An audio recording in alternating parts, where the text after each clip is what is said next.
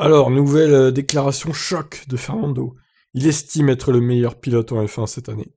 Carrément, quoi. Un état d'esprit nécessaire pour se battre au plus haut niveau. Alors, le melon, Fernando, qu'est-ce que ça donne?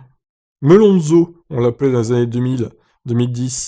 Et ben voilà, le retour de Melonzo. Je suis de retour en F1 avec l'objectif de faire de belles choses, gagner des courses, et j'espère me battre pour un championnat.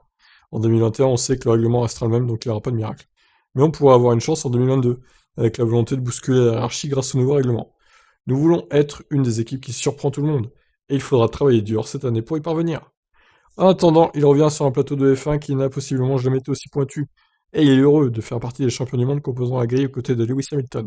Vettel et Kimi Räikkönen, il place aussi Max Verstappen dans la catégorie des meilleurs pilotes. Il manque juste Michael Schumacher en fait, et ça aurait été parfait quoi. Je suis impatient, il y a des jeunes talents qui ont montré de belles performances dans les deux catégories, dans les catégories inférieures, et nous avons encore des champions qui étaient déjà là, il y a 2 ans. Il y a Lewis, Sébastien, Kimi et Verstappen, qui même s'il fait partie de la jeune génération est au sommet depuis 4 ou 5 ans. Nous aurons une grille compétitive et ce sera un défi de les battre tous.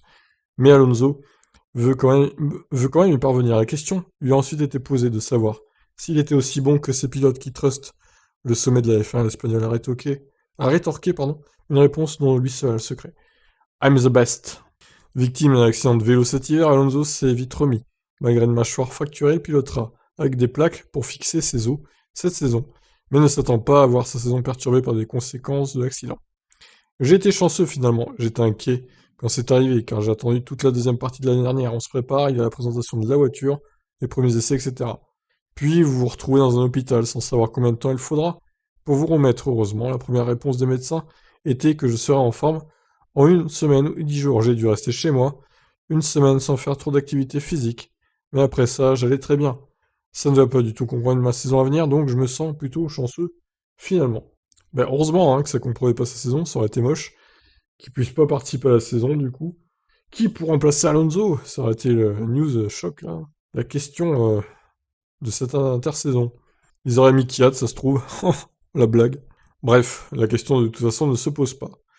Voilà donc Alonso pour lui est le meilleur pilote du plateau, évidemment, c'est Alonso quoi. Bon en même temps vous me direz ils vont tous dire ça, parce que ça reste des pilotes de course. Mais bon, venant d'Alonso c'est quand même assez rigolo. Je vous laisse réagir. Ciao.